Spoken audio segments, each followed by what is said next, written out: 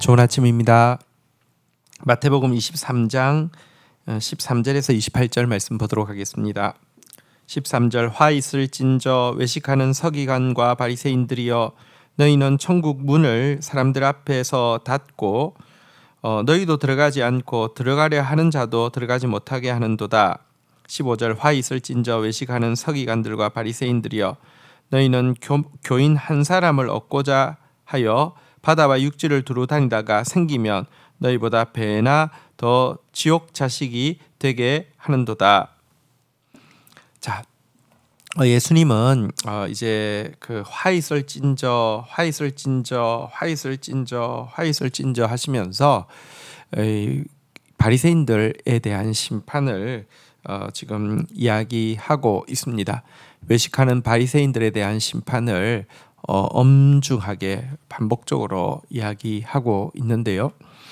여기에는 이제 몇 가지가 범주가 나누어집니다. 오늘과 또 내일에 걸쳐서 이렇게 하는 예수님께서 진노를 선언하시는 바리새인들의 외식하는 모습들이 나오는데요. 첫 번째 화 있을진저라고 이야기하신 이 외식은 무엇이냐고 하면 맹인으로서 백성을 인도하는 죄에 대한 것입니다. 그들은 율법의 참된 요구는 알지 못하면서도 율법을 가르침으로 말미암아 자신들도 천국에 못 들어갈 뿐 아니라 백성들도 천국 가는 길을 막고 있었습니다. 그러면서도 얼마나 열심히 가르치든지 포교에 아주 열중했습니다. 그렇게 열중해서 한 사람의 교인을 얻으면 자기보다 더 외식과 다른 사람을 판단하고 정죄하는 것으로 가득 찬 지옥 자식으로 만들고 있다, 이렇게 이야기를 하고 있습니다. 그들이 얼마나 이렇게 뭐랄까요, 제대로 말씀을 모르는 맹인이었는지 이어지는 내용에 잘 나와 있는데 16절부터 한번 볼까요? 화 있을진저 눈먼 인도자여 너희가 말하되 누구든지 성전으로 맹세하면 아무 일이 없거니와 성전의 금으로 맹세하면 지킬지라 하는도다. 17절 어리석은 맹인들이여 어느 것이 크냐, 그 금이냐, 그 금을 거룩하게 하는 성전이냐. 18절 너희가 또 이르되 누구든지 제단으로 맹세하면 아무 일이 없거니와 그 위에 있는 예물로 맹세하면 지킬지라 하는도다. 19절 맹인들이여 어느 것이 크냐, 그 예물이냐, 그 예물을 거룩하게 하는 제단이냐. 20절 그러므로 제단으로 맹세하는 자는 제단과 그 위에 있는 모든 것으로 맹세함이요. 21절 또 성전으로 맹세하는 자는 성전과 그 안에 계신 이로 맹세함이요. 22절 또 하늘로 맹세하는 자는 하나님의 보좌와 그 위에 앉으신 이로 맹세함이니라. 바리새인들이 얼마나 맹인이었는지를 그들이 막 가르치고 있지만 맹인으로서 맹인을 인도하는 자인지를 폭로하기 위해서 몇 가지 말씀을 하셨습니다. 그들은 이제 하나님의 이름을 직접 사용해서는 하나님을 망령되게 일컫는 것이 되기 때문에 하나님이란 말은 직접 쓰지 않고 대신 예를 들면 성전, 제단, 하늘 같은 단어를 사용했습니다. 성전을 두고 맹세한다, 제단을 두고 맹세한다, 하늘을 두고 맹세한다, 이게 하나님을 두고 맹세한다라는 말이 되는 것입니다. 하나님이란 이름은 직접 쓰지는 않고요. 심지어 하나님이라는 이렇게 발음 자체도 하는 것을 이렇게 신성모독이라고 생각해서 아마도 우리 이제 그 성경에서 여호와라고 나오는 것의 원래 발음은 야훼일 것으로 보고 있는데요. 그거를 발음을 하지 않았으니까 정확한 발음을 잘 알지 못하는 것입니다. 그냥 야훼라는 이름이 나오면 대신에 아도나이, 나의 주여 이렇게 읽을 정도였으니까요. 그러니까 그런 전통 때문에 하나님 이름 대신에 성전, 제단, 하늘 같은 단어를 사용했는데 문제는 성전을 두고 맹세하거나 제단을 두고 맹세하거나 하늘을 두고 맹세한 것은 안 지켜도 된다라고 이야기를 했다는 것입니다. 가르치고 있었다는 것입니다. 왜냐하면 직접 하나님이 또 안 나왔으니까요. 그런데 성전을 두고 맹세한 것은 안 지켜도 되는데 성전에 금을 두고 맹세한 것, 제단을 두고 맹세한 건 안 지켜도 되는데 제단에 위에 있는 그 재물을 두고 맹세한 것은 반드시 지키다라고 이야기를 하고 있었다는 것입니다. 왜냐하면 이것은 눈에 보이는 현물이니까요. 이게 얼마나 어리석은 것이며 또한 그들이 무엇에 집중하는지를 잘 보여주고 있죠. 금이 좋습니다.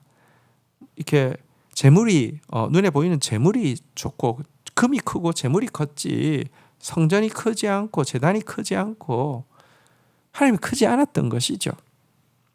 어쨌든 이런 식으로 그들이 가르치는 것, 눈에 보이지 않는 하나님, 그리고 눈에 보이지 않는 하나님의 내면적인 요구보다 눈에 보이는 외형적이고 현실적이고 물질적인 것들을 더 중요하게 생각하는 그들이 가르치고 있으니 얼마나 여러분 잘못 가르칠 것이며, 그러니까 맹인이 맹인을 인도하니 얼마나 사람들이 잘못 가겠습니까? 자, 이제 23절부터의 내용을 보겠는데 또 한 가지 화잇을 찐저 하시면서 책망하고 있는, 진노를 선언하고 있는 그들의 외식의 모습이 나옵니다. 23절, 화잇을 찐저 외식하는 서기관들과 바리새인들이여, 너희가 박하와 해양과 근처에 11조를 들이되 율법에 더 중한 바 정의와 긍휼과 믿음은 버렸도다. 그러나 이것도 행하고 저것도 버리지 말아야 할 것이니라. 여러분, 또 한 가지 예수님께서 저주하신 범주는 이게 본말이 전도된 죄에 대한 것입니다. 덜 중요한 것은 끝까지 붙잡으면서 더 중요한 것은 다 버려버리는 것이죠. 바리새인들은 11조를 철저하게 내게 하기 위해서 박하와 해양과 근체 같은 작은 식물들의 열매 숫자까지 세서 11조를 바치게 했습니다.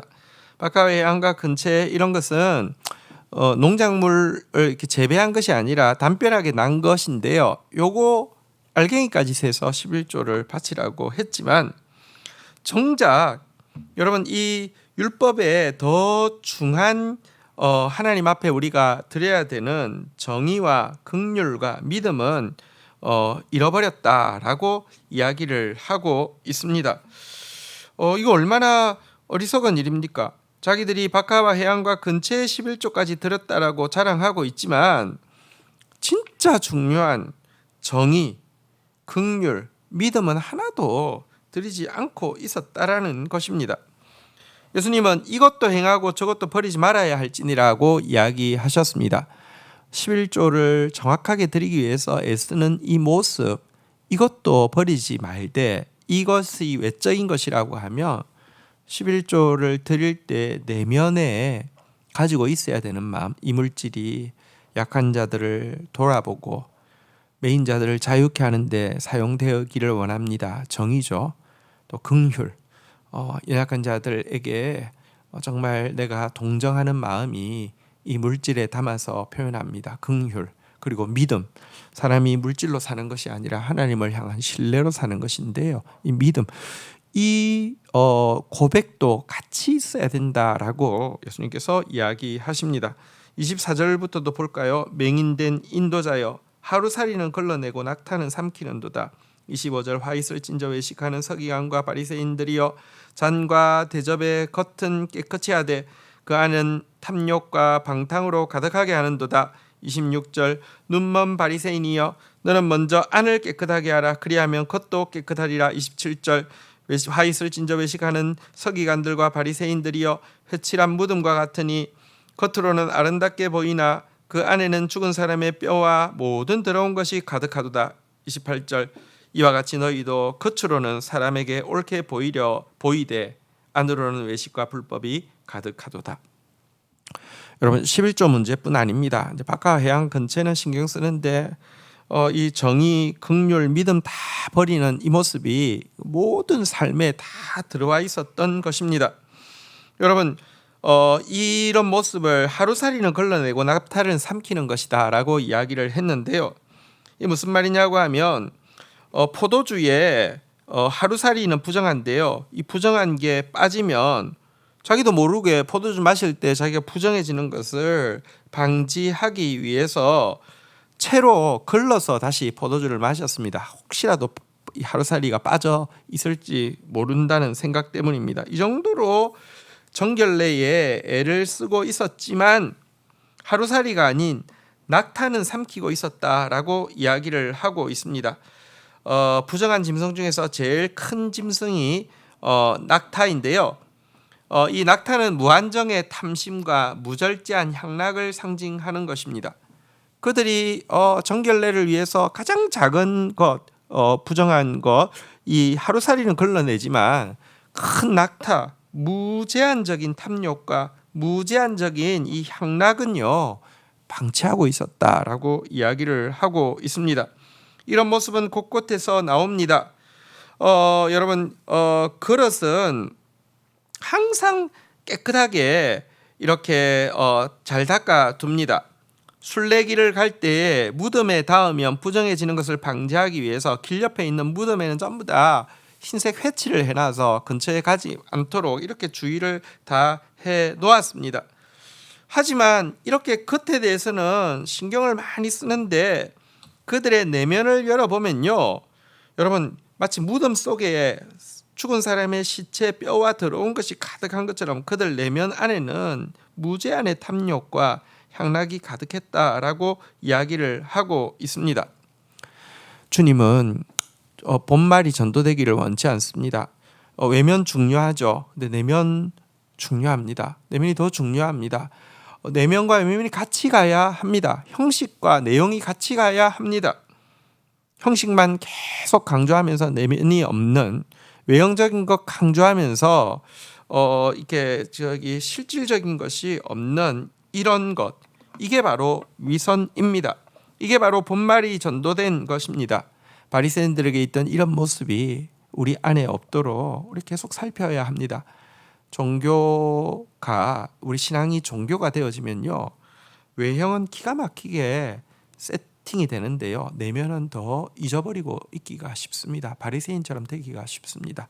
우리 안에 오늘 예수님께서 저주하시고 책망하신 맹인으로서 백성들을 인도하는 모습은 없는지, 또 우리 안에 본말이 전도되어져서 겉과 형식은 강조하지만 속과 내용은 도리어 이렇게 붕괴시키고 있는 것은 없는지 살피는 저희들이 되어야 하겠습니다. 주신 말씀 붙잡고 기도하며 나가도록 하겠습니다. 주님, 저희들이 하나님 말씀 제대로 아는 사람 되어지게 하여 주십시오. 맹인인데 가르치는 것 좋아하고 이끄는 것 좋아해서 이끄는 자 되어지지 않도록 주여 도와주시기를 간절히 간구하옵고 소원합니다. 주님, 한 사람을 얻어서 자기 제자로 삼아서 자기보다 더 악하게 다른 사람들 정죄하고, 자기보다도 더 교만하고, 자기보다도 더 외식에 빠져 있는 사람 만드는 자 절대 되지 않도록, 지옥 백성 만드는 자 되지 않도록 주여 도와주시기를 간절히 간구하옵고 소원합니다. 정말 밝히 눈을 떠서 자기 죄를 보게 하여 주시고, 또 백성들을, 지체들을 정말 주님께로 이끌어 주는 들러리의 역할을 잘 감당하는 자 되어질 수 있도록 인도하여 주옵소서. 외형적인 것에 대해서 되게 신경 쓰지만 내면은 황폐해져 있고, 또 형식에 대해서는 대단히 강조하지만 내용은 없는 그런 신앙생활 하지 않도록 주여 도와주시기를 간절히 간구하고 소원합니다. 우리 내면의 정의와 긍휼과 믿음으로 가득 차게 하여 주시고, 이것이 우리의 외적인 11조 생활이든지 혹은 우리가 자신을 정결하게 하기 위해서 애쓰는 모습이든지 이런 것들을 통하여서 드러날 수 있도록 주님께서 은총을 베풀어 주시기를 간절히 간구하고 소원합니다.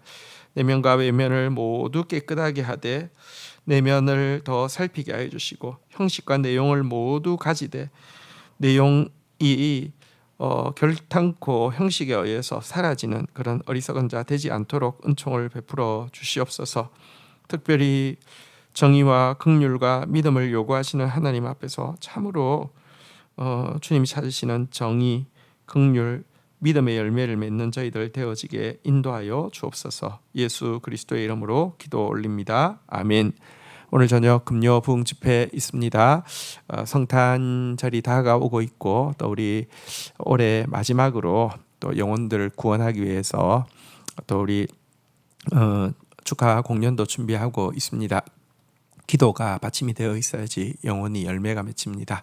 함께 기도해 주시기를 부탁드립니다. 감사합니다.